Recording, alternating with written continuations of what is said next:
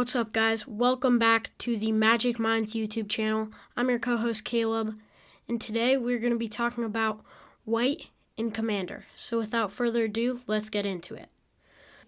White is obviously not the most powerful color, though with the new Core Set 21 spoilers, it's seeming to get at least a little bit better.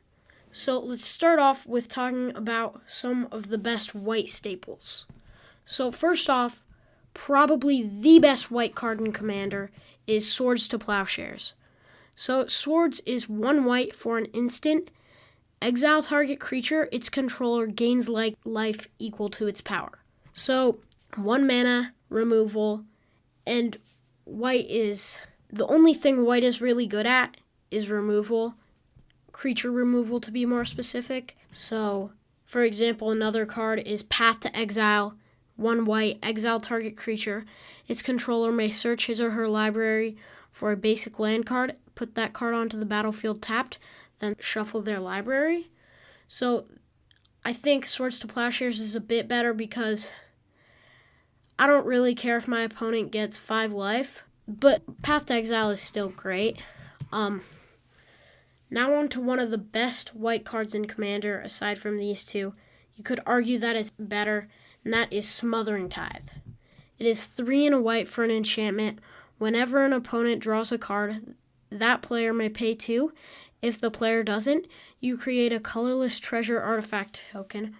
So Smothering Tide is a fairly new card from Ravnica Allegiance, and it's already one of the most popular white cards in Commander, and very deservedly so. So some other white staples are Ghostly Prison, Teferi's Protection, Wrath of God, Land Tax. Those are all some very powerful cards, but the top 3 I just listed are probably the best. Though Teferi's Protection is very good too. That is 2 and a white. Until your next turn, your life total can't change, and you have protection from everything. All permanents you control phase out. Exile Teferi's Protection. So now let's talk about some possible ways you could take your white commander deck. So white is really good at auras and enchantments. So one of the best white commanders is Saram, Senior Edificer. Saram is 1 and a white for a legendary creature, Dwarf Advisor. It's a 2/2, and whenever you cast an aura, equipment, or vehicle spell, you draw a card.